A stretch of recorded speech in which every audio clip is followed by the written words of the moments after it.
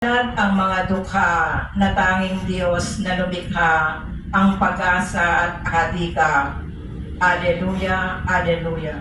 Sumainyo ang Panginoon. At sumaiyo rin. Ang mabuting balita ng Panginoon ayon kay San Lucas. Papuri sa iyo, Panginoon. Noong panong iyon, sinabi kay Jesus ng isa sa mga tao, Guro, iutos nga po ninyo sa kapatid ko na ibigay sa akin ang bahagi ko sa aming mana.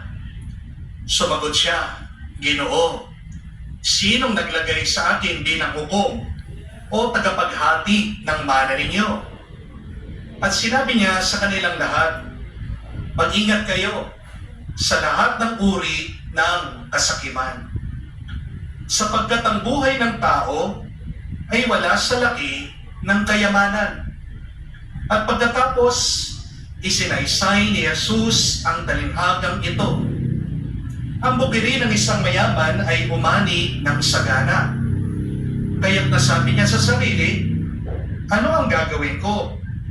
Wala na akong paglagyan ng aking ani. Gigibayin ko ang aking mga kamalik at magtatayo ako ng lalong mas malaki. Doon ko ilalagay ang aking ani at ari-arian. At sasabihin ko sa aking sarili, ayan, marami naman akong ari-arian. Hindi na ako kukulangin habang buhay.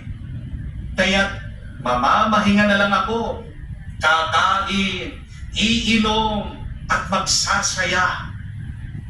Ngunit, sinabi sa kanya ng Diyos, hangal, sa gabing ito'y babawiin ka ng buhay.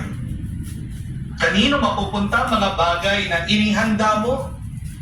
Ganyan ang sasabitin na nagtitipon ng kayamanan para sa sarili, ngunit dukha naman sa paningin ng Diyos.